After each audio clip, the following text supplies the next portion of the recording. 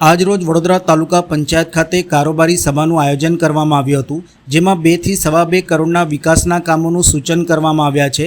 સાથે સાથે ચોમાસું સત્ર ચાલી રહ્યું છે, જેના માટે દરેક સભ્યને સૂચન કર્યું છે કે પોતપોતાના વિસ્તારમાં કંઈ આગામી પગલાં લેવાના હોય તો જાણ કરશો, જેથી કોઈ મોટી હોનારત ન થાય। તાલુકા વિકાસ અધિકારી દ્વારા વડોદરા તાલુકામાં આવતા દરેક બ્રિજો પુલોનું પણ સર્વે કરી રિપોર્ટ જમા કર્યો છે, જેથી ગંભીરા બ્રિજ જેવી કોઈ બીજી હોનારત ન થાય।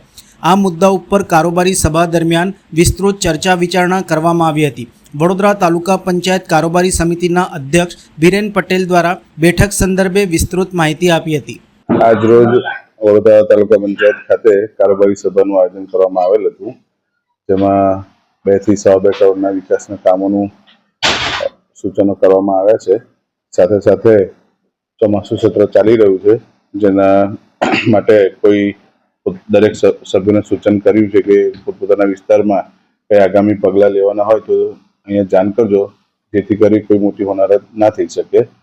અને તાલુકા વિકાસ અધિકારી દ્વારા વડોદરા તાલુકામાં આવતા દરેક બ્રિજો પુલોનું પણ સર્વે કરવાઈને એનો રિપોર્ટ જમા કરેલો છે, જેથી ગંભીરા બ્રિજ જેવી બીજી કોઈ હોનારત થઈ ના શકે।